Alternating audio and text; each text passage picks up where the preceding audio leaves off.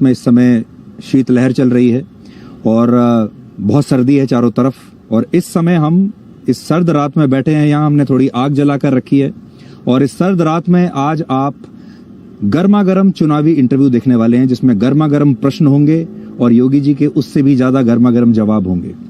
तो योगी जी, सबसे पहले तो मैं आपसे यही पूछना चाहूंगा कि हम मुख्यमंत्री आवास पर यहाँ बैठे हैं, शानदार भवन है। आप तो हालांकि आप तो एक सेंट हैं, साधु हैं, आप इन चीजों से बहुत दूर रहते हैं, लेकिन चुनाव से पहले जब भी हमने यहाँ किसी मुख्यमंत्री का इंटरव्यू किया है तो यही मन में पहला प्रश्न आता है कि चुनाव के बाद आप यहाँ रहेंगे या नहीं, क्या आपने अपनी पैकिंग शुरू कर दी है, मन में इस समय क्या भाव है? देखिए, हम लोगों ने एक ही भाव है कि जिस उद्देश्य से हम 2017 में आए थे और जो संकल्प हम लोगों ने उत्तर प्रदेश की जनता के लिए लिया था, प्रधानमंत्री मोदी जी के आह्वान पर उत्तर प्रदेश की जनता ने जिन मुद्दों पर और जिन मूल्यों के लिए भारतीय जनता पार्टी को वोट दिया था, आज उत्तर प्रदेश की जनता उन सभी कार्यों को अक्सरशः होते हुए देख रही है, देखी है। और उसने 2017 में भारतीय जनता पार्टी को आशीर्वाद दिया था, उससे पहले 2014 में दिया था, 2019 में भी दिया, तो 2022 में भी उत्तर प्रदेश की जनता भारतीय जनता पार्टी को अपना पूरा आशीर्वाद देगी। और कोई कंफ्यूजन न मुझे है और न भारतीय जनता पार्टी को ही है। जी, 2019 में जब लोकसभा चुनाव था तो वो भी आपके लिए एक अग्नि परीक्षा जैसा था, क्योंकि आप उस समय मुख्यमंत्री थे और आपके लिए ये दबाव था कि पिछली बार लोकसभा चुनाव में बहुत अच्छा प्रदर्शन बीजेपी ने किया था कि उतनी ही सीटें, 71 सीटें आनी चाहिए। तो हालांकि वोट परसेंटेज बढ़ गया था आपके समय में जब 2019 में चुनाव हुआ, तो वो ज्यादा बड़ी अग्नि परीक्षा आपको लगी थी या ये ज्यादा बड़ी अग्नि परीक्षा है? देखिए, हम जब सार्वजनिक जीवन में रहते हैं तो हर एक दिन हम लोगों के लिए एक नई अग्नि परीक्षा होती है, और फिर सार्वजनिक जीवन में अगर चुनौती ही ना हो तो फिर जीवन ही बेकार मान लिया जाता है। इसलिए हर एक चुनौती को ध्यान में रख करके हम लोग उसके अनुरूप रणनीति भी बनाते हैं और उसमें सफलता को उसकी मंजिल तक भी पहुंचाने का कार्य करते हैं। और भारतीय जनता पार्टी ने आदरणीय प्रधानमंत्री जी के नेतृत्व में संगठन और सरकार से जुड़े हुए सभी लोग मिलकर के जब सामूहिक प्रयास करते हैं तो उस प्रकार का परिणाम भी सामने आता है। इतने बड़े भवन में आपका अपना निजी सामान कितना होगा यहाँ पर? देखिए, मेरा कोई सामान निजी नहीं होता है। मेरा निजी सामान केवल इतना ही है जो मैंने पहना हुआ है, बाकी मेरा कुछ भी निजी नहीं है। तो पैक करके अगर जाना भी पड़ा तो कुछ ही घंटे में जा सकते हैं आप? देखिए, हम लोगों को पैकिंग करने की आवश्यकता ही नहीं पड़ती है जी। और ना हम लोगों को आने की खुशी होती है, ना जाने का गम होता है।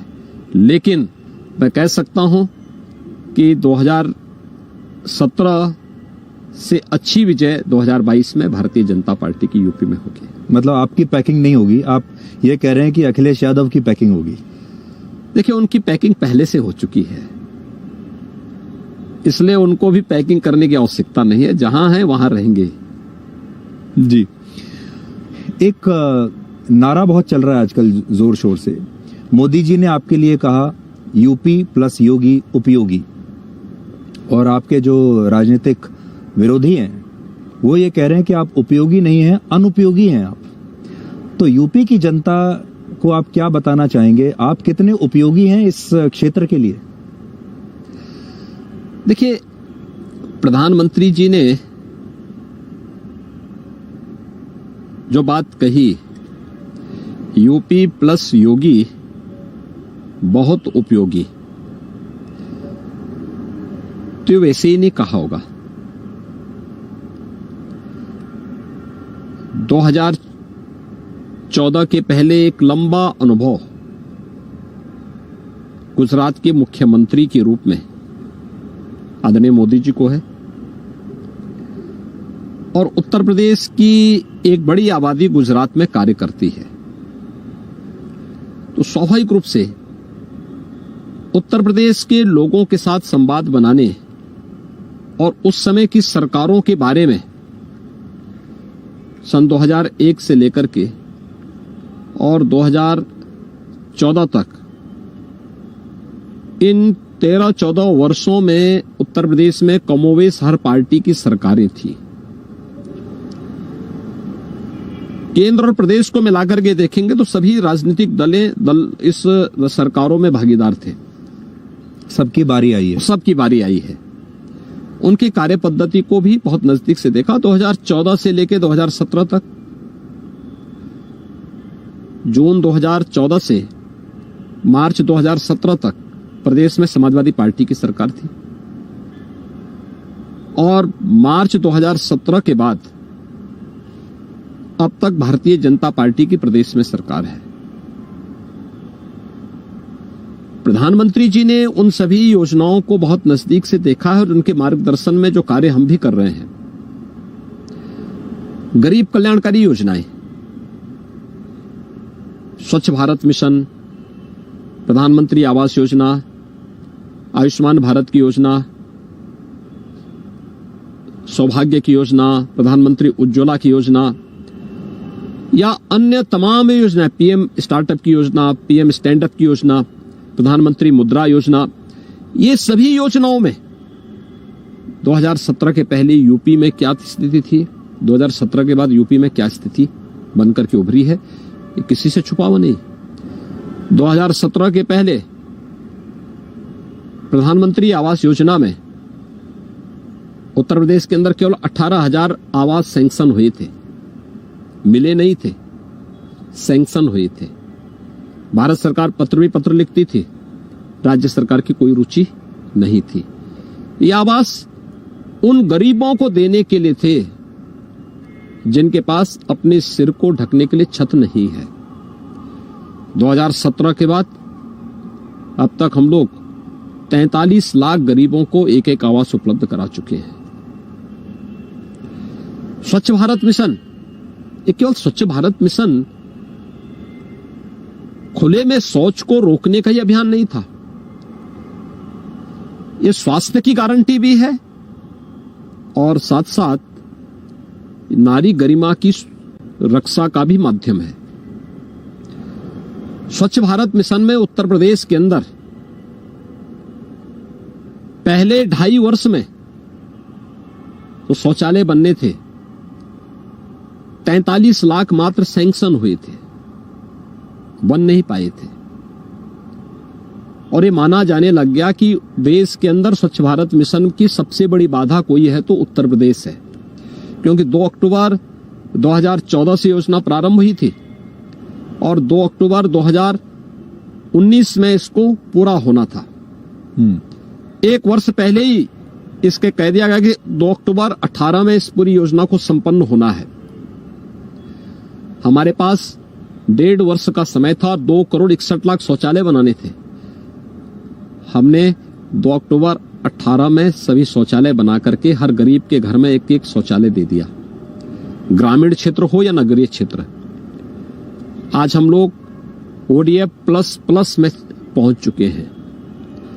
अब वह ग्रामीण क्षेत्र में हर गांव में एक एक सामुदायिक शौचालय भी बन गया है और हर सामुदायिक शौचालय के साथ एक महिला स्वयंसेवी समूह की किसी गरीब परिवार की महिला को उसको देखरेख की जिम्मेदारी भी दे दी गई है, जो हर महीने 9,000 रुपए उस देखरेख की व्यवस्था के माध्यम से कमा भी रही है।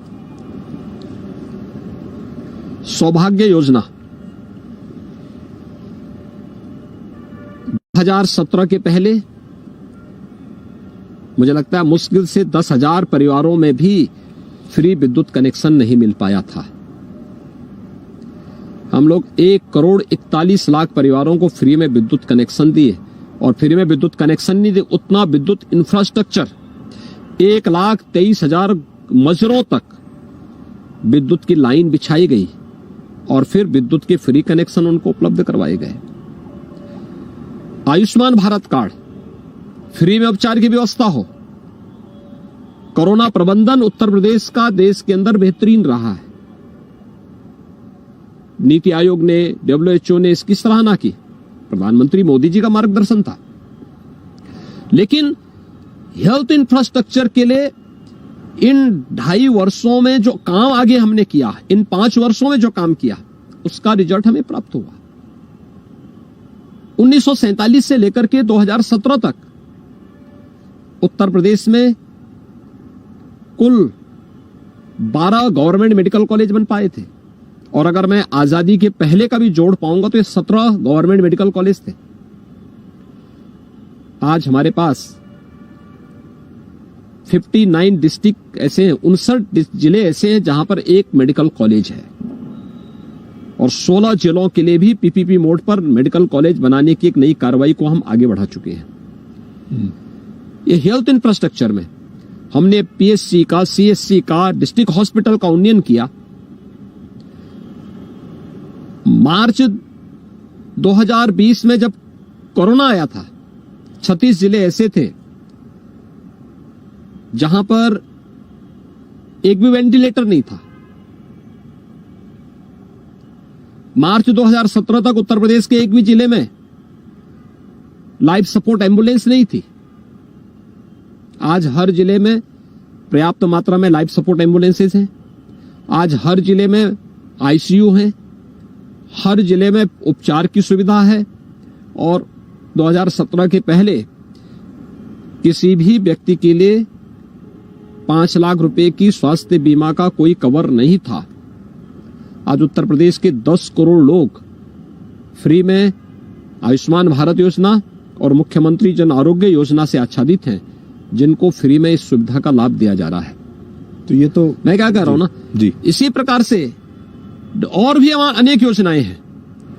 2017 के पहले केंद्र सरकार की जितनी भी लोक कल्याणकारी योजनाएं हैं, उनमें उत्तर प्रदेश 15, 22, 24, 27 और 35वें स्थान पे हुआ करता था।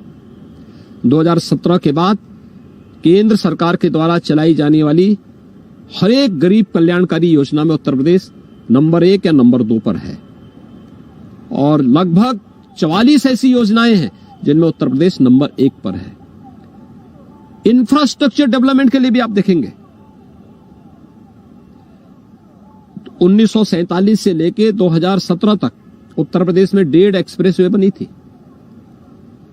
आज उत्तर प्रदेश में 6 एक्सप्रेसवे बन रही हैं। पूर्वांचल एक्सप्रेसवे प्रधानमंत्री जी ने अभी पिछले दिनों राष्ट्र को समर्पित किया। बुंदेलखंड एक्सप्रेसवे अंतिम चरणों में कार्य चल रहा है, और दिसंबर लास्ट तक हम इसको मुख्य एक्सप्रेसवे को यातायात के लिए खोल लेंगे। गंगा एक्सप्रेसवे का शिलान्यास अभी प्रधानमंत्री जी ने 18 दिसंबर को किया है। गोरखपुर लिंक एक्सप्रेसवे पे युद्ध स्तर पर कार्य चल रहा है। मेरठ दिल्ली 12 लेन का एक्सप्रेसवे बनकर के तैयार है, अगले कुछ ही दिनों में प्रधानमंत्री जी उसको राष्ट्र को समर्पित करेंगे। बलिया लिंक एक्सप्रेसवे पे कार्य चल रहा है। 2017 के पहले उत्तर प्रदेश की पहचान क्या थी? जहां से गड्ढे प्रारंभ हो, समझ लो यूपी की सीमा शुरू हो गई। सायकाल होते ही जहां अंधेरा दिखाई दे, तो ये मान लो उत्तर प्रदेश की सीमा शुरू हो गई। बिजली देने में भी भेदभाव किया जाता था, सड़क बनाने में भेदभाव किया जाता था। आज सभी इंटरस्टेट कनेक्टिविटी 4 लेन से जुड़ी है। आज उत्तर प्रदेश के अंदर सभी 75 जनपदों में समान विद्युत की आपूर्ति हो रही है। 15 करोड़ लोगों को फ्री में राशन की सुविधा उपलब्ध हो रही है। ये 2017 के बाद के नए भारत के नए उत्तर प्रदेश की तस्वीर है। लेकिन ये जो तो यह तस्वीर जी उत्तर प्रदेश की जनता के लिए उपयोगी है। इंफ्रास्ट्रक्चर, सड़क ट्रांसपोर्ट, सड़क, हाईवे, एक्सप्रेसवे का हो, मेट्रो का हो, एयर कनेक्टिविटी का हो। 2017 तक 2 एयरपोर्ट फंक्शनल थे, लखनऊ और वाराणसी। गोरखपुर में कभी कभार एक फ्लाइट आ जाती थी, और आगरा में भी कभी कभार एक फ्लाइट आती थी। आज उत्तर प्रदेश में 10 एयरपोर्ट फंक्शनल हैं, 14 पे कार्य चल रहा है। एशिया का सबसे बड़ा एयरपोर्ट उत्तर प्रदेश जेवर में बना रहा है। अयोध्या में इंटरनेशनल एयरपोर्ट बन रहा है। कुशीनगर इंटरनेशनल एयरपोर्ट प्रारंभ हो चुका है। ये इंफ्रास्ट्रक्चर का हो, हेल्थ हो, एजुकेशन हो, या फिर अलग अलग सेक्टर में उत्तर प्रदेश ने जो पिछले 4.5 पौने 5 वर्ष के अंदर दूरी तय की है, यह उत्तर प्रदेश की जनता के लिए उपयोगी है। लेकिन हां, उनके लिए अनुपयोगी है जो दंगा कराते थे, जो प्रदेश के अंदर संसाधनों पर लूट खसोट करते थे। यहां पे खनन माफिया पहले हावी थे, भू माफिया हावी थे, पेशेवर अपराधी और माफिया हावी थे। सत्ता का संरक्षण पाकर के गरीबों की संपत्ति पर कब्जा करते थे, व्यापारियों की संपत्ति पर कब्जा करते थे। आज जब उन पर बुलडोजर चल रहा है तो उनके लिए तो हम अनुपयोगी ही होंगे। तो ये उस माफिया प्रवृत्ति के तत्वों के लिए यह सरकार अनुपयोगी है, जो प्रदेश के संसाधनों पे लूट करते थे, प्रदेश के खजाने को लूटते थे, प्रदेश की बेटियों की सुरक्षा के साथ खिलवाड़ करते थे। उनके लिए हम अनुपयोगी हैं, लेकिन प्रदेश की 25 करोड़ जनता के लिए उपयोगी हैं। इसलिए आदरणीय प्रधानमंत्री जी ने ये बात कही है। जिस दिन प्रधानमंत्री जी ने ये बात कही और ये नारा जब उन्होंने दिया, यूपी प्लस योगी बहुत उपयोगी, आप मंच पर बैठे हुए थे और मैंने देखा अचानक से आप मुस्कुराने लगे। तो ये नारा, ये जो स्लोगन था, ये पहले डिस्कस हुआ था या अचानक आपको भी उसी समय पता चला? नहीं, मुझे भाई प्रधानमंत्री जी हमसे पूछ के थोड़े काम करेंगे। भाई हम हमारे अभिभावक हैं, हमारे नेता हैं, तो स्वाभाविक रूप से उनका मार्गदर्शन हम लोग लेते हैं और उनके मार्गदर्शन, उनकी प्रेरणा से हम काम करते हैं। उत्तर प्रदेश का जो सिनेरियो उनको लगा होगा, जो देखा होगा, पब्लिक के सेंटिमेंट उन्होंने देखे होंगे, उसके बाद उन्होंने बात कही होगी। लेकिन हम किसके लिए उपयोगी हैं ये प्रदेश की जनता जनार्दन जानती है, और किनके लिए अनुपयोगी हैं ये भी प्रदेश की जनता जनार्दन जानती है। तो आपने ऐसी स्थिति क्रिएट कर दी है कि आप कहें कि मैं इतना उपयोगी हूं कि अब मेरे बिना काम नहीं चलेगा। देखिए, मैं ये नहीं दावा कर सकता। भारतीय जनता पार्टी एक लोकतांत्रिक पार्टी है। भारतीय जनता पार्टी का हर कार्यकर्ता उपयोगी है। कोरोना कालखंड में अकेले भारतीय जनता पार्टी थी, सभी राजनीतिक दल होम क्वारंटीन थे। अकेले भारतीय जनता पार्टी थी जिसने प्रधानमंत्री मोदी जी की प्रेरणा से, राष्ट्रीय अध्यक्ष माननीय श्री जेपी नड्डा जी की प्रेरणा से, उनके नेतृत्व में सेवा ही संगठन का एक अभियान प्रारंभ किया था। एक एक भारतीय जनता पार्टी का कार्यकर्ता जनता जनार्दन की सेवा के लिए कार्य कर रहा था। इसलिए भारतीय जनता पार्टी का हर कार्यकर्ता उपयोगी है और जनता जनार्दन की सेवा के लिए तत्पर है। योगी जी, उत्तर प्रदेश की राजनीति के बारे में कहा जाता है कि विकास योजनाएं तो ठीक हैं, लेकिन यहाँ की पॉलिटिक्स में और भी बहुत फैक्टर्स होते हैं। उसमें एक बहुत बड़ा फैक्टर है जाति।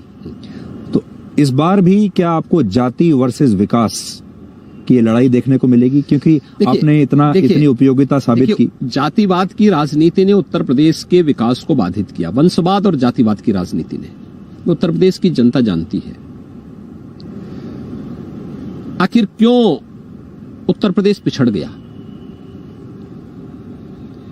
दुनिया की सबसे उर्वरा भूमि हमारे पास, सबसे समृद्ध जल संसाधन हमारे पास, सबसे अच्छा मैन पावर हमारे पास, सब कुछ हमारे पास है, और तब भी हम क्यों पिछड़ गए? जानती जनता ये वंशवाद, परिवारवाद और जातिवाद की राजनीति ने कुछ परिवारों का तो कल्याण किया होगा। उन परिवारों की आड़ में कुछ माफियाओं को संरक्षण देकर के उनका कल्याण किया होगा। लेकिन उत्तर प्रदेश के नौजवान के सामने, उत्तर प्रदेश के प्रत्येक नागरिक के सामने पहचान का संकट खड़ा कर दिया। और उसने इसीलिए जब उस प्रकार का तेजस्वी और यशस्वी नेतृत्व मिला तो 2014 में उत्तर प्रदेश की जनता ने निर्णायक फैसला लिया। उत्तर प्रदेश की जनता ने मोदी जी के विजन को अपना लिया है। आज वो मोदी जी के साथ में है, प्रधानमंत्री मोदी जी के नेतृत्व में, उनके आह्वान पर।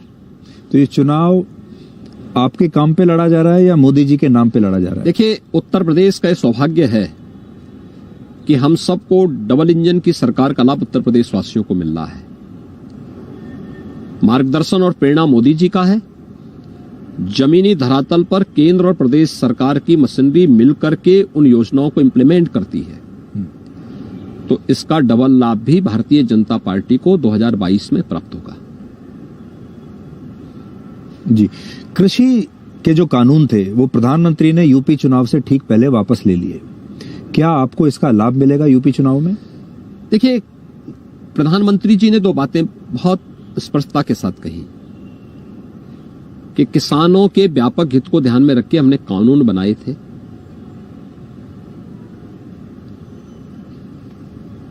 कुछ लोगों को हम अपनी बात समझाने में सफल नहीं रहे।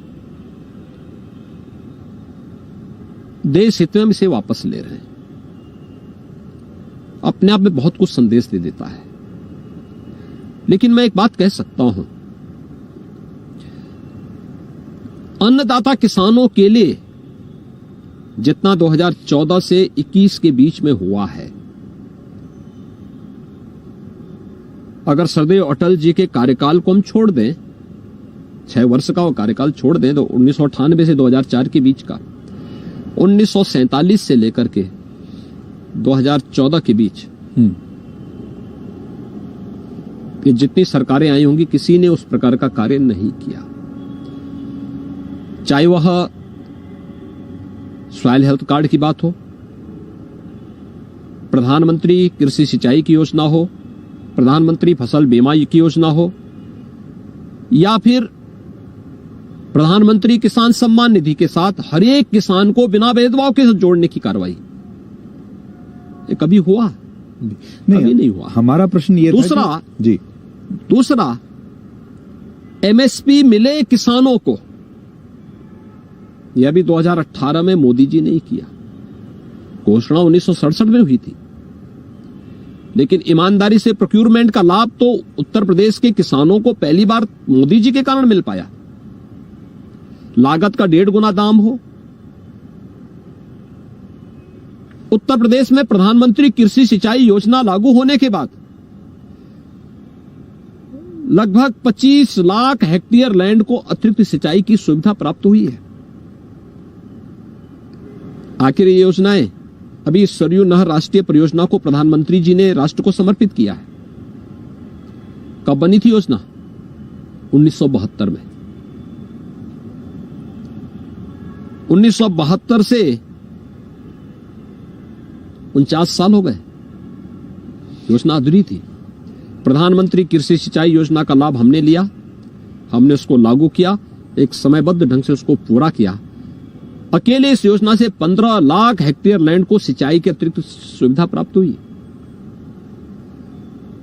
बाण सागर परियोजना 2018 में प्रधानमंत्री जी ने राष्ट्र को समर्पित किया। कब बनी थी योजना? 1977 में।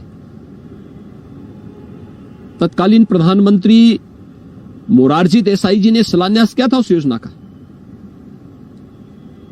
अधूरी थी। 2017 में हम लोग आए, प्रधानमंत्री कृषि सिंचाई योजना का लाभ लिया, उसको लागू किया और आज उसका परिणाम है। पर फिर भी किसान खुश नहीं है अभी। और उत्तर प्रदेश का किसान भारतीय जनता पार्टी के साथ में है, पूरी तरीके से है। प्रधानमंत्री जी के आह्वान पर उत्तर प्रदेश का किसान, उत्तर प्रदेश में किसान को एमएसपी का लाभ तो 2000 मोदी जी के आने के बाद मिला है। पर जिनको मोदी जी समझा नहीं पाए, गन्ना किसानों के लगभग 1.5 लाख करोड़ रुपए का गन्ना मूल्य का भुगतान हम यूपी में कर रहे हैं पिछले 4.5 वर्ष के दौरान। कभी नहीं हुआ था। कोरोना कालखंड में सभी चीनी मिलें चली, और अब तो चीनी का संकट ही नहीं, अब तो इथेनॉल भी बना रही चीनी मिलें। तो गन्ना किसानों का आगे का फ्यूचर बहुत अच्छा है, उज्जवल है, और ये गारंटी भी किसी ने दी है तो प्रधानमंत्री मोदी जी के नेतृत्व की भारतीय जनता पार्टी की केंद्र की सरकार ने किया। पर आपको इससे लाभ मिलेगा जो उन्होंने जो फैसला किया कि वापस ले लिया, जिन लोगों को समझा नहीं पाए, क्या वो लोग वापस आपके पास आएंगे? मैंने क्या कहा? देखिए, किसान पहले भी बीजेपी के साथ थे, आज भी हैं। किसी कंफ्यूजन के नाते अगर कोई गलतफहमी उनको कहीं रही होगी, समय के साथ वे लोग सभी आएंगे। और मुझे तो नहीं मालूम, जब ये 3 कृषि कानून बने थे, इसी मुख्यमंत्री आवास पे किसान यूनियन के पदाधिकारी आए थे और इसी आवास के बाहर इन्होंने मीडिया को इन तीनों कानून को बनाने के लिए प्रधानमंत्री मोदी जी का आभार व्यक्त किया था। और उस समय कहा था, उस समय उन्होंने इसी आवास के बाहर कहा था कि चौधरी साहब यानी चौधरी महेंद्र सिंह टिकैत जी ने 1993 में यह मांग की थी और प्रधानमंत्री मोदी जी ने इसे पूरा किया, इसलिए हम आभार व्यक्त करना चाहते हैं। ये यहीं पे हुआ है। इसलिए वो राजनीति की बात अलग हो सकती है। अन्नदाता किसान भारतीय जनता पार्टी के साथ में और भारतीय जनता पार्टी को ही अपना सच्चा हितैषी मानता है। लखीमपुर में जो हुआ वो तो आप ही के राज्य में आता है और टेनी जी के इस्तीफे को लेकर अब जो विपक्ष लगातार मांग उठा रहा है, इससे आपको लगता है कि आपको यहां पर नुकसान होगा? देखिए, विपक्ष की पूरी मांग राजनीति से प्रेरित है। लखीमपुर की घटना को हम लोगों ने त्वरित कार्रवाई की और उस समय भी इस बात को कहा गया था कानून अपना काम करेगा। कानून ने अपना काम भी किया। अब औचित्य क्या रह जाता है? किसी भी चीज को बार बार बाल की खाल उधेड़ करके आप जबरदस्ती करने का प्रयास कर रहे हैं और मुझे लगता है कि राजनीति में विपक्ष का यह स्तर नहीं होना चाहिए। एक आप पूरी तरह नेगेटिव होकर के कार्य करें, कुछ देश के बारे में भी सोच लीजिए। भावनाओं को भड़का करके आप वर्ग संघर्ष की स्थिति पैदा करना चाहते हैं। कांग्रेस यही करना चाहती थी पहले दिन से, लखीमपुर में पहले दिन से यही कर रही थी, विपक्ष यही कर रहा था। हम लोगों ने उस समय उसको भी कंट्रोल किया, लेकिन कानून ने नियमानुसार अपनी कार्रवाई भी की। मैं नहीं समझ पा रहा हूं कि जिस मामले की मॉनिटरिंग सीधे माननीय उच्चतम न्यायालय कर रहा है, उस मामले में विपक्ष का यह रवैया न केवल माननीय न्यायालय का अवमानना है, बल्कि सीधे सीधे कानून का गला घोंटने का प्रयास भी किया जा रहा है। तो टेनी जी का इस्तीफा नहीं होना चाहिए? देखिए, ये मेरा विषय नहीं जी, मेरा विषय ये है कि जिस मामले में स्वयं उच्चतम न्यायालय की देखरेख में एक जुडिशियल कमीशन और एसआईटी काम कर रही है, उसमें विपक्ष का इस प्रकार का नकारात्मक रवैया ये उनकी नकारात्मकता को प्रदर्शित करता है और सीधे सीधे मामले को प्रभावित करने की कार्रवाई का हिस्सा हो सकता, बाकी कुछ नहीं। हमने ये भी देखा कि विपक्ष को आपसे थोड़ा ज्यादा ही प्यार है और घटनाएं तो दूसरे राज्यों में भी होती रहती हैं, लेकिन आपके राज्य में जब होती है तो आपको थोड़ा ज्यादा निशाना बनाया जाता है। क्या ये इस वजह से है कि आप भगवा पहनते हैं या इस वजह से है कि आप? देखिए, इसके 2 कारण हैं। एक, उनका जन्मजात वैर मेरे कपड़ों से। दूसरा, उनके लिए यूपी में कोई स्पेस अब नहीं बचा है, तो एक छटपटाहट है। तो छटपटाहट किसी न किसी रूप में सामने तो आएगी और मैं इसको बुरा नहीं मानता। मुझे बहुत अच्छा लगता है कि कम से कम विरोधी जब आरोप प्रत्यारोप करे तो मान के चलना चाहिए हम कुछ अच्छा कर रहे हैं। अभी काशी में हमने देखा कि आप तो भगवा पहनते ही हैं, प्रधानमंत्री ने भी भगवा पहना हुआ था और प्रधानमंत्री जब गंगा में स्नान कर रहे थे उन्होंने पूजा अर्चना की, तो प्रधानमंत्री और मुख्यमंत्री दोनों भगवा में नजर आए। ये अपने आप में एक बड़ी स्टेटमेंट थी। भगवा भारत की परंपरा का हिस्सा है, भारत की सनातन संस्कृति का प्रतीक है। जिसको भारत की परंपरा और भारत की संस्कृति पर गौरव की अनुभूति होगी, वह भगवा पहनने में संकोच नहीं करेगा। लेकिन जिसको भारत की परंपरा और भारत की संस्कृति पर गौरव की अनुभूति नहीं होती थी, जो एक्सीडेंटल हिंदू हैं, वे भगवा को सांप्रदायिकता के प्रतीक के रूप में देखते हैं और ये एक्सीडेंटल हिंदू ही देश के लिए सबसे ज्यादा खतरनाक है। और ये है कौन एक्सीडेंटल हिंदू? आप अखिलेश की तरफ इशारा कर रहे हैं? मैंने कहा ना, ये वही लोग हैं। दूसरा, काशी का मैसेज अपने आप में अद्भुत है और मैं तो देख रहा था उस समय कुछ चीजों को मैंने बहुत नजदीक से वहां उस दिन देखा। वहां पर हजारों की संख्या में देश के सभी बड़े धर्माचार्य आए थे, विद्वज्जन आए थे, समाज के अलग अलग तबके से, समाज से जुड़े हुए लोग भी वहां आए थे और पूरा देश और पूरी दुनिया देख रही थी उस कार्यक्रम को। नमामि गंगे परियोजना और Ganga action plan. Ganga action plan के बाद गंगा मैली की मैली रह गई थी, बल्कि पहले से ज्यादा मैली हो गई थी। मुझे याद है मैंने 2009 से लेके 12 के बीच में अपने कई कॉलिंग अटेंशन संसद में रखे थे गंगा जी की अविरलता और निर्मलता को लेकर के। और उस समय मुझे याद है एक बार जब माननीय मीरा कुमार जी स्पीकर थी, तो उस समय एक कॉलिंग अटेंशन गंगा जी की अविरलता और निर्मलता को लेकर के मैंने लगाया था। तो उनसे मेरी चर्चा हुई, मैंने स्वयं भी व्यक्तिगत रूप से मिलकर के उनसे रिक्वेस्ट किया था कि आप मुझे इस पे थोड़ा चर्चा करवाने दें संसद में। तो उन्होंने मुझसे पहले समझा, कहा कि आप किन मुद्दों को उठाना चाहते हैं। मैंने कहा नहीं, मेरा विषय केवल आध्यात्मिक नहीं होगा और मेरा विषय डेवलपमेंट को रोकने का भी नहीं होगा, लेकिन गंगा गंगा है, हमारी आस्था की प्रतीक है, भारतीयता की प्रतीक है और मुझे इन मुद्दों को, उन्होंने उसको अप्रिशिएट किया। उन्होंने कहा नहीं, हम मौका देंगे और मैंने उठाया था। और तत्कालीन भारत सरकार के मंत्री ने मुझे जवाब दिया था संसद में इस बात को लेकर के कि हां, गंगा एक्शन प्लान लागू होने के बाद 1986 के बाद से गंगा पहले से ज्यादा मैली हुई है। प्रधानमंत्री मोदी जी 2014 में प्रधानमंत्री बनने के बाद उन्होंने नमामि गंगे परियोजना लागू की। 19 में प्रयागराज कुंभ हुआ।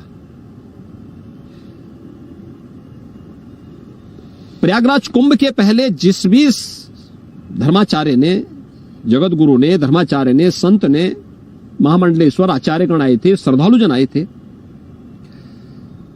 2014 के पहले जिस भी कुंभ में कोई आया होगा, क्योंकि 13 में कुंभ लगा था। मुझे याद है 13 में मॉरिशस के प्रधानमंत्री जी आए थे कुंभ में, प्रयागराज कुंभ में, और वहां गंदगी देख करके, गंगा की दुर्व्यवस्था को देख करके, वहां पे गंगा जी के जल को देख करके उन्होंने दूर से प्रणाम करके कहा था कि क्या यही गंगा है, और वह चुपचाप वहां से निकल गए। उन्होंने कहा मैं स्नान नहीं करूंगा। 2019 में भी कुंभ हुआ और प्रधानमंत्री जी ने पहले हमें इस बारे में कहा कि कुंभ होगा तो एक बात नोट करना, पहला संदेश स्वच्छता का होना चाहिए, कुंभ परिसर में भी और गंगा जी की निर्मलता को लेकर के भी। और केंद्र और प्रदेश सरकार ने सामूहिक प्रयास किया। अविरल गंगा, निर्मल गंगा की धारा को हम लोग प्रयागराज कुंभ के दौरान भी श्रद्धालु जनों को, संतों को उपलब्ध करवाए थे। ठीक। और फिर काशी विश्वनाथ धाम के उद्घाटन के समय प्रयागराज कुंभ में भी प्रधानमंत्री जी ने संगम में स्नान किया था जी। स्नान करने के बाद आपने देखा होगा प्रधानमंत्री जी ने स्वच्छता कर्मियों के पांव प्रक्षालन किए थे। क्या किसी प्रधानमंत्री जी ने कभी सबसे नीचे पायदान पर बैठे हुए किसी ऐसे कर्मी को सम्मान देने का काम कभी इससे पहले हुआ? कभी नहीं हुआ। देश के लिए अद्भुत घटना थी, अद्भुत घटना थी वो जी। बिल्कुल। और पूरा देश उस घटना को देख करके अभिभूत हुआ था, आह्लादित था। देश के प्रधानमंत्री मोदी जी जैसा लोकप्रिय नेता सफाई कर्मियों के पांव प्रक्षालन का काम करे, अद्भुत घटना थी। और काशी में आपने देखा होगा प्रधानमंत्री जी आए, गंगा जी में उन्होंने डुबकी लगाया, स्नान करके गंगा जल कलश में लेकर के आए, भगवान शिव का अभिषेक किया और अभिषेक करने के बाद फिर श्रमिकों के ऊपर पुष्प वर्षा करके उन्हें सम्मानित किया।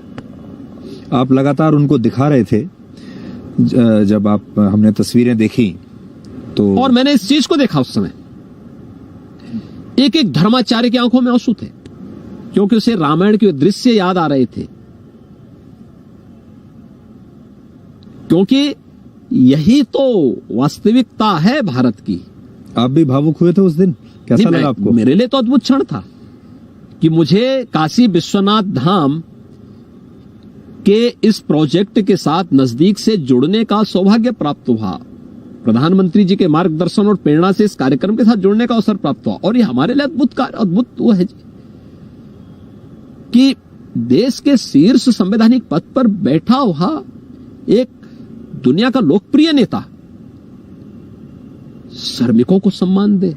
आपसे कुछ कहा उस दिन उन्होंने? जब हम तो सुन नहीं पा रहे थे कि आप दोनों क्या बातें कर रहे हैं, जब आप उनको दिखा रहे थे सारा परिसर, प्रधानमंत्री जी ने आपसे कुछ कहा? प्रधानमंत्री जी ने मुझे, जब मैं एयरपोर्ट में प्रधानमंत्री जी को वहां पर स्वागत करने के लिए एयरपोर्ट पे था, एयरपोर्ट से हम लोग साथ ही आए, प्रधानमंत्री जी ने मुझसे पूछा कि आपने धर्माचार्य जो आए हैं इन सबसे मुलाकात कर ली? मैंने कहा नहीं, मैं मुलाकात नहीं किया क्योंकि मुझे समय नहीं मिल पाया था, क्योंकि सभी ज्यादातर धर्माचार्य सुबह ही आए हैं, कुछ रात्रि में आए थे तो उनसे मेरी टेलीफोन से बातचीत हुई थी।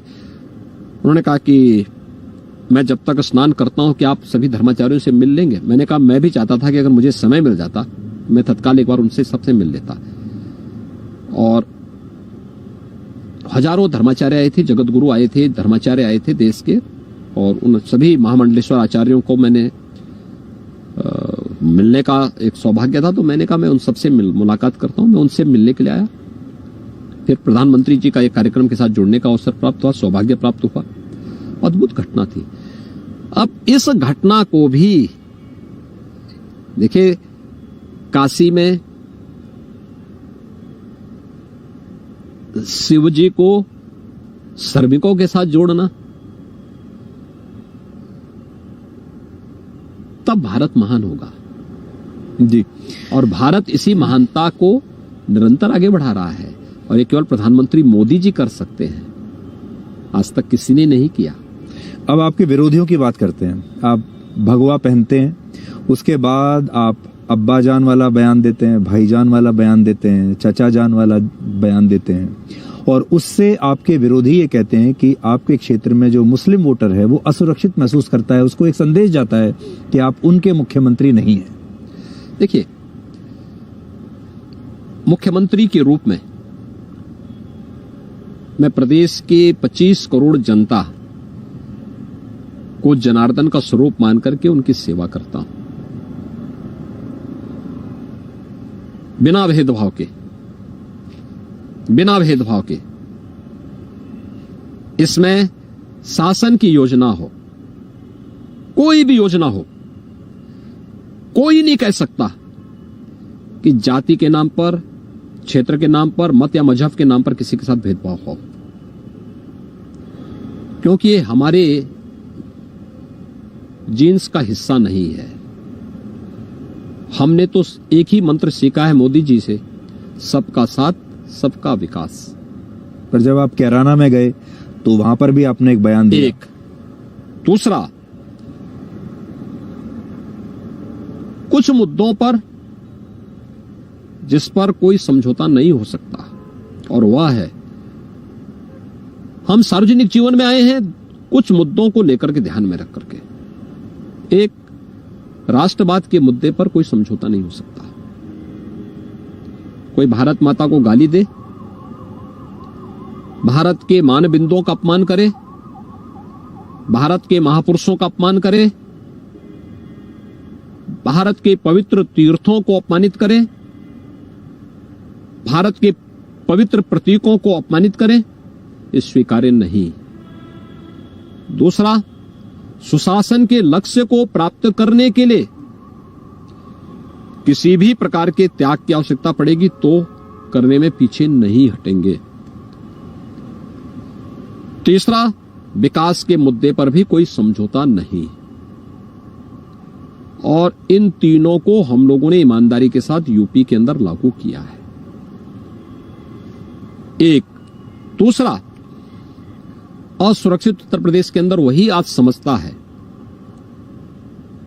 जो गलत गतिविधियों में लिप्त होगा, पेशेवर माफिया होगा, जिसने गरीबों की संपत्ति को हड़पी है, पेशेवर अपराधी होगा जो राह चलते हुए लोगों को गोली मार देता था, या जगह जगह दंगे करवाते थे, वही अपने आप को सुरक्षित महसूस करते होंगे। उत्तर प्रदेश की कोई भी जनता आज के दिन पे अपने को असुरक्षित महसूस नहीं करती है। तो ये लोग कौन है जो आपसे ही असुरक्षित महसूस करते हैं? मैंने कहा ना, अब ये तो आपको देखना है ये वे कौन लोग हैं, क्योंकि जिन लोगों के कारण प्रदेश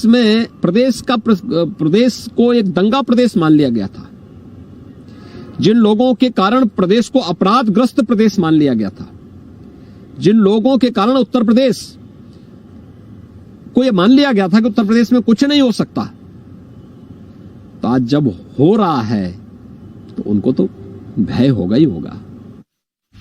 क्या आप अपनी ब्रांडिंग एक राष्ट्रीय नेता के तौर पर कर रहे हैं? नहीं, मैं अपनी कोई ब्रांडिंग नहीं करता हूं। मैं अपने को एक सामान्य नागरिक के रूप में मानता हूं और एक सामान्य योगी के रूप में अपनी दिनचर्या को आगे बढ़ता हूं।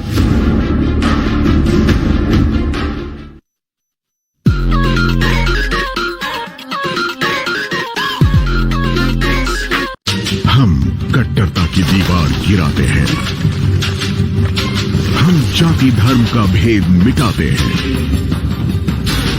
हम देश के लिए जागरूक नागरिक बनाते हैं,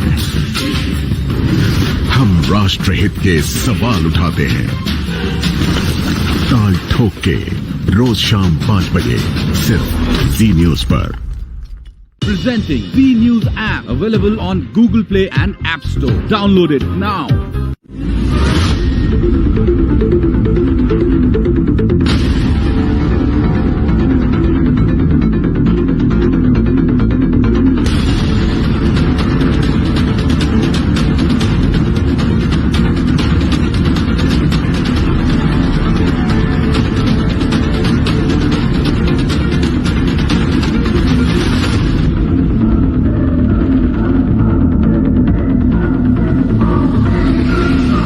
Presenting V News app, available on Google Play and App Store. Download it now.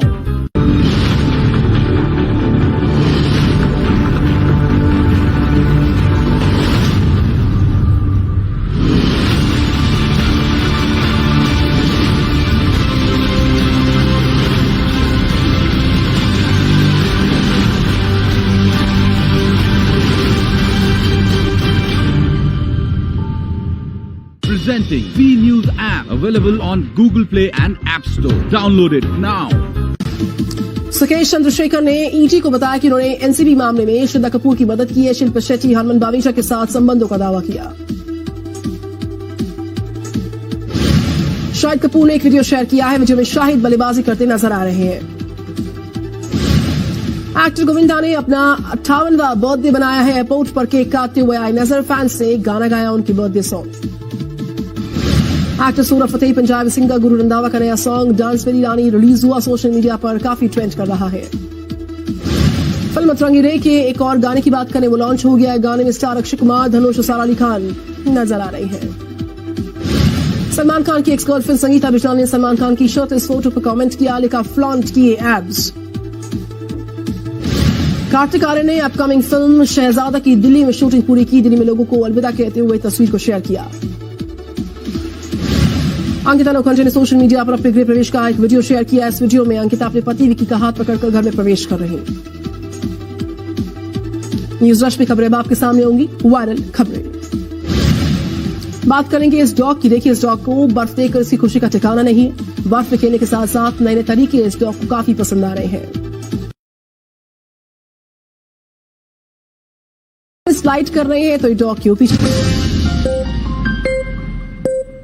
अब जब आप 2017 में आए थे तब आप सांसद तो कई बार रह चुके थे, लेकिन इतना बड़ा पद आपको पहली बार मिला, तब आप सीएम थे। अब 2021 में लोग कहते हैं अब आप सुपर सीएम हैं, और लोग ये भी कहते हैं कि अब उत्तर प्रदेश के सीएम के जो जूते हैं वो आपके पांव में छोटे पड़ रहे हैं। देखिए, मैं एक बीजेपी का सामान्य कार्यकर्ता हूं, एक सीएम हूं, पार्टी जो दायित्व देगी उसका निर्वहन कर रहा हूं, एक विचार परिवार के साथ जुड़ा हुआ हूं, राष्ट्रवाद, सुशासन और विकास के लक्ष्यों को आगे बढ़ाने के लिए एक छोटा सा विनम्र प्रयास कर रहा हूं। बाकी इसके अलावा मेरी कुछ भी अपनी वो नहीं है। क्योंकि बीजेपी में अब हम देखते हैं कि आपका स्टेटस बाकी मुख्यमंत्रियों के मुकाबले थोड़ा बड़ा है, बाकी लोगों को बड़ी बैठकों कोई में छोटा कोई बड़ा नहीं है, सभी एक परिवार के हिस्से हैं।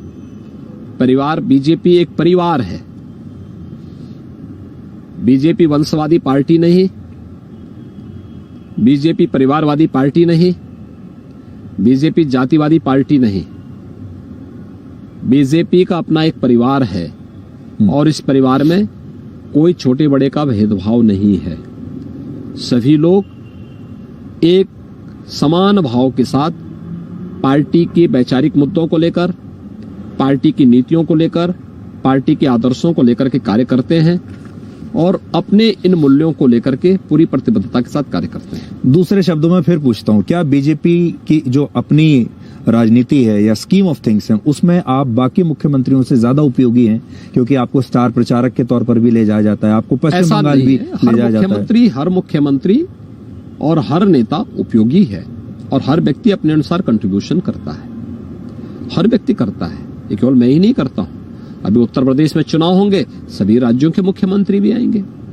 किसी अन्य राज्य में होगा तो हम लोग भी जाते हैं। क्या आप अपनी ब्रांडिंग एक राष्ट्रीय नेता के तौर पर कर रहे हैं? नहीं, मैं अपनी कोई ब्रांडिंग नहीं करता हूं।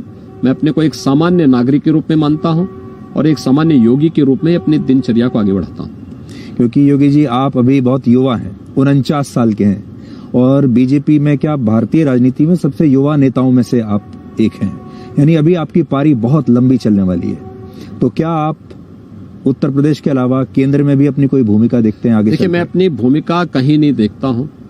मैं केवल लोक कल्याण के पथ का एक छोटा सा पथिक हूं और इसी पथ पर इसी भूमिका के साथ लोक कल्याण और अध्यात्म दोनों को मिलाकर के आगे बढ़ने में विश्वास करता हूं और अपनी भूमिका से संतुष्ट हूं। ये सवाल आपको अनकंफर्टेबल कर देता है? मुझे मैं कभी अपने को अनकंफर्टेबल महसूस नहीं करता। जी, ये जो लाल टोपी का मुद्दा आया और प्रधानमंत्री ने भी लाल टोपी के बारे में टिप्पणी की, तो लाल टोपी को लेकर आपको ये क्या खतरे का सिग्नल आपको दिखाई देता है आपके लिए, या लाल टोपी आपको सिर्फ महज एक रंग दिखाई देता है? तो लाल टोपी को आप किस तरह से लेते हैं? देखिए, लाल टोपी हमारे लिए कोई खतरा नहीं है, लेकिन प्रदेश के नागरिकों के लिए खतरा जरूर बना रहा। आज भी आप देखेंगे, एक कॉमन मैन से पूछिए, आपके रिपोर्टर निकल रहे हैं प्रदेश के अंदर, जगह जगह निकल रहे हैं, और किसी गांव की महिला से पूछिए, किसी सामान्य नागरिक से आप पूछ लीजिए जिसका राजनीति से कोई लेना देना नहीं, लाल टोपी के बारे में उनकी धारणा क्या है, वो अपने आप बता देगा। वो हमसे पूछने की आवश्यकता नहीं।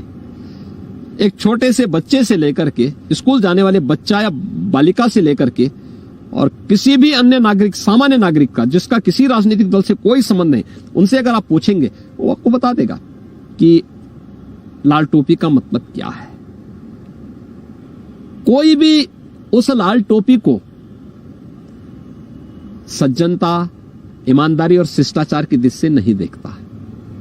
लाल टोपी वालों के ऊपर आजकल इनकम टैक्स के छापे पड़ रहे हैं और अखिलेश यादव ये कहते हैं कि मुख्यमंत्री जी दिन भर हमारा बैंक अकाउंट चेक करते रहते हैं और शाम को हमारा जो फोन टैपिंग करते हैं वो शाम को हमारी रिकॉर्डिंग सुनते हैं रात को।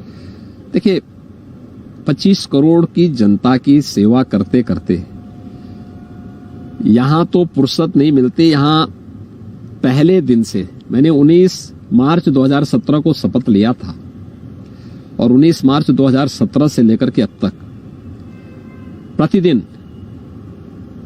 16 से लेकर 20 घंटे तक कार्य करता हूं, अलग अलग उस पर कार्य करता हूं। तो ये फुर्सत उन लोगों के पास है जो लोग 12 बजे सोकर के उठते हैं, 2 बजे तक तैयार होते हैं, फिर साइकिलिंग पे निकल जाते हैं, फिर आए तो उसके बाद फिर इस प्रकार की फिजूल के कार्यों में अपना समय लगाते हैं। हमारे पास तो अपनी उपलब्धियों को लेकर के और आने वाले समय की उन हर प्रकार की चुनौती को नंबर 1 पर उत्तर प्रदेश नंबर 1 की उस रेस में आगे बढ़ाने से ही फुर्सत नहीं। तो इस प्रकार के उससे कहां फुर्सत है। रही बात, मैं एक बात को पूछना चाहता हूं कि 5 साल के टेन्योर में किसी व्यक्ति की संपत्ति 200 गुना बढ़े, ये क्या साबित करता है? आय से अधिक संपत्ति का मामला तो हमारी सरकार के समय नहीं आया या भाजपा की सरकार के समय नहीं आया। राज्य सरकार का खैर उसमें वो नहीं, ये मुद्दा तो कांग्रेस की सरकार के समय चल रहा है। इनकम टैक्स एक स्वतंत्र एजेंसी है, वो अपना काम अपने अनुसार कर रही है। पर चुनाव से ठीक पहले छापे, चुनाव के पहले नहीं, ये उन एजेंसियों को तय करना होता है, ये सेंट्रल स्टेट गवर्नमेंट नहीं तय करती है। और सवाल ये है कि आय से अधिक संपत्ति का मामला ये कब से चल रहा है? ये तो कांग्रेस की सरकार के समय चल रहा था। क्यों नहीं उन्होंने पूछा? कांग्रेस की सरकार को तो बिना मांगे समर्थन दे रहे थे लोग। पूछा जाना चाहिए ना इन लोगों से। प्रदेश के ब्राह्मण आपसे नाराज हैं या आपको पसंद नहीं करते, ये थ्योरी कहां से आ रही है? देखिए, ये थ्योरी वे लोग दे रहे हैं जो लोग नीरज मिश्रा जैसे निर्दोष नागरिकों की हत्या करते हैं। मैं एक बात जानना चाहता हूं, बीजेपी ने 5 साल के अंदर जो काम किया है राज्य के अंदर, वह सांस्कृतिक मूल्यों की स्थापना का कार्य हो, अयोध्या में राम जन्मभूमि के मंदिर निर्माण का कार्य प्रारंभ हो चुका है, काशी में कार्य सबके सामने है, विंध्यवासिनी धाम का कार्य, नेमिष का कार्य, सुख तीर्थ का कार्य, ब्रज तीर्थ विकास परिषद के कार्य, संस्कृत के उन्नयन के लिए, गोरक्षा के लिए। कोई भी प्रबुद्ध समाज इसके साथ जुड़ता है और उत्तर प्रदेश का प्रबुद्ध समाज, उत्तर प्रदेश का ब्राह्मण समुदाय प्रबुद्ध है, सूझबूझ रखता है और देश का प्रबुद्ध समाज हमेशा उन मूल्यों और उन आदर्शों के प्रति प्रतिबद्ध है। पेशेवर अपराधियों से हमेशा घृणा करता है और आगे भी घृणा करेगा। जी, तो यानी उनका जो डर है वो आपको लगता है कि अनुचित है, जो उनकी नाराजगी है अनुचित है, अगर है तो? देखिए, ये बात तो मुझे लगता है कि बोलने वाले ज्यादा उचित समझते होंगे। मैं राजनीति में पिछले 25 सालों से हूं और 24-25 वर्षों में मैंने बहुत नजदीक से देखा है उत्तर प्रदेश की राजनीति को, बहुत नजदीक से मैंने महसूस किया है। आपके 2 और प्रतिद्वंदी हैं, एक है मायावती और दूसरी है प्रियंका गांधी वाड्रा। इन दोनों का आकलन आप कैसे करते हैं? अखिलेश यादव, या आप मानते हैं कि अब लड़ाई जो सीधी आपके और अखिलेश यादव के बीच में है? देखिए, मुझे लगता है कि आप लोगों का एनालिसिस फिर उसी प्रकार से गलत साबित होगा जैसे 2019 में गलत साबित हुआ था। और मुझे लगता है कि जब जमीनी धरातल पर राजनीतिक विश्लेषक नहीं होते हैं, क्लब कल्चर और किसी अपने रूम में बैठ करके इन पर चर्चा आप लोग करते हैं, तो हमेशा गलत साबित होती है। मुझे लगता है कि इसका पक्ष दूसरा ही होने जा रहा है और 19 की पुनरावृत्ति की तरफ कहीं प्रदेश न चला जाए। तो ये योगी वर्सेस ऑल होगा या योगी वर्सेस? ये वर्सेस बीजेपी वर्सेस ऑल होगा। और ऑल में कौन आता है, ये नंबर 2 और नंबर 3 की लड़ाई किनके बीच में है, ये प्रदेश की जनता मुझे लगता है कि नेताओं की और उन पार्टियों की कारगुजारियों को देख करके अब तक तय कर चुकी होगी। आपका कोई अंदाजा है कि इस बार आप कितनी सीट जीत सकते हैं? भारतीय जनता पार्टी 325 प्लस जीतेगी उत्तर प्रदेश के अंदर, अपने सहयोगियों के साथ जीत करके आएगी, इसमें कोई संदेह नहीं होना चाहिए। पर इतनी तो आपने 2017 में भी नहीं जीती थी। मैंने क्या कहा, 2017 में भी भारतीय जनता पार्टी ने अपने सहयोगियों के साथ 325 सीटें जीती थी। जी, लेकिन इस बार हमने ये देखा कि 2017 में जो आपका जो रणनीति थी, आपने एक बड़ा गठबंधन बनाया, वैसा ही गठबंधन अखिलेश बनाने की कोशिश कर रहे हैं इस बार, और उनका जो गठबंधन है उसमें उनकी बास्केट में ज्यादा फूल दिखाई दे रहे हैं। देखिए, हर राजनीतिक दल को अपने अनुसार गठबंधन करने की पूरी स्वतंत्रता है। देखिए, समाजवादी पार्टी पहली बार गठबंधन नहीं कर रही है। ये गठबंधन पहले भी हुए हैं। 2017 में हुए थे, दो लड़कों की जोड़ी ने गठबंधन बनाया था। 2019 में भी वो और बबुआ ने गठबंधन किया था, महागठबंधन था। तब तो आप लोगों के आंकड़े और ही थे। क्या हुआ उसका? आखिर रिजल्ट क्या निकला? 0 + 0 0 ही होगा। मुझसे लिख के ले लीजिए,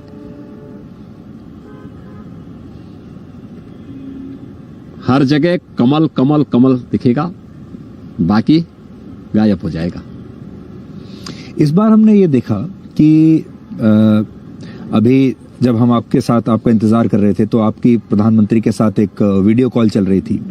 प्रधानमंत्री का कितना इन्वॉल्वमेंट है इस चुनाव में पर्सनली, और आपका अपना इक्वेशन प्रधानमंत्री मोदी के साथ कैसा है, अमित शाह जी के साथ कैसा है, और आपकी ये जो जोड़ी है ये कैसे मिलके काम करती है? देखिए, प्रधानमंत्री जी देश के नेता हैं, हम सबके मार्गदर्शक हैं, अभिभावक हैं, और उनकी प्रेरणा, उनके मार्गदर्शन में हम कार्य करते हैं। 2014 में आज के माननीय गृह मंत्री अमित शाह जी प्रदेश के प्रभारी के रूप में उन्होंने उत्तर प्रदेश के सारे सिनेरियो को बहुत नजदीक से देखा था, और उस समय प्रधानमंत्री मोदी जी की रणनीति में उन्होंने यहां की मार्गदर्शन में यहां की रणनीति बनाई थी, सफलता प्राप्त हुई। 2017 में सौभाग्य से वे राष्ट्रीय अध्यक्ष थे, उनके मार्गदर्शन में यहां पूरा चुनाव लड़ा गया। 2019 में बराबर, ऐसा तो है नहीं केवल चुनाव के दौरान ही लोग मिल रहे हों, निरंतर उत्तर प्रदेश की जनता से माननीय प्रधानमंत्री जी का, माननीय गृह मंत्री जी का, माननीय राष्ट्रीय अध्यक्ष जी का इंटरेक्शन बराबर रहा है, और आगे भी ये बराबर आगे भी बना हुआ है। ऐसा नहीं कि केवल चुनाव में। मुझे लगता है प्रधानमंत्री जी कोरोना कालखंड के दौरान भी हर सप्ताह उत्तर प्रदेश की जनता के साथ संवाद करते थे। देश की जनता से भी संवाद होता था, उत्तर प्रदेश की जनता से भी होता था। उत्तर प्रदेश के भ्रमण उन्होंने उस दौरान भी किए, और हरेक सम विषम परिस्थितियों में उत्तर प्रदेश की जनता के साथ वे खड़े रहे हैं, देश की जनता के साथ खड़े रहे हैं। तो इसलिए प्रधानमंत्री जी का मार्गदर्शन, उनकी प्रेरणा ही इस पूरे अभियान को आगे बढ़ाएगा। तो आप कह रहे हैं कि अभी आप 49 के हैं, जून में आपका 50वां जन्मदिन आएगा, तो वो आप यहीं मनाने वाले हैं? मैं उत्तर प्रदेश में ही हूँ, उत्तर प्रदेश में अपना जन्मदिन मनाने वाला हूँ। कोई ऐसा प्रेडिक्शन योगी जी, आप हमेशा चुनाव से पहले एक ऐसा प्रेडिक्शन करते हैं जो आगे चलकर लोग जिसको याद करते हैं, इस चुनाव से पहले आपका क्या प्रेडिक्शन है? वो सीटों को लेकर भी हो सकता है, राजनीतिक भविष्य को लेकर भी हो सकता है, बाकी चीजों को लेकर भी हो सकता है। देखिए, भारतीय जनता पार्टी के विजन को आगे बढ़ाना, राष्ट्रवाद, सुशासन और विकास के मुद्दों को प्रभावी ढंग से आगे बढ़ाना। लेकिन चुनाव के बाद आप लाल टोपी को कहां देखते हैं? अखिलेश यादव को, मायावती को, प्रियंका गांधी वाड्रा को, इनका क्या भविष्य? मैं नहीं तय करूंगा, जनता उनका फैसला स्वयं तय कर लेगी। बट आपको कुछ दिखाई दे रहा है अभी से? हाँ, मैं जानता हूं। मार्च 2022 के बाद इन लोगों को कैसे कहां रहना है, ये भी मैं जान रहा हूं। तो अभी आप ये, इसके साथ हम इंटरव्यू समाप्त कर सकते हैं इस फिगर के साथ। 325 का फिगर आप दे रहे हैं। 325, उसके बाद फिर आपसे मुलाकात करेंगे। अगर आप उससे पहले इंटरव्यू लेने के लिए इंटरेस्टेड नहीं हैं तो मार्च 22 के बाद फिर आपसे मुलाकात करेंगे। योगी जी, बहुत बहुत शुक्रिया, धन्यवाद हमसे बात करने के लिए। नमस्कार।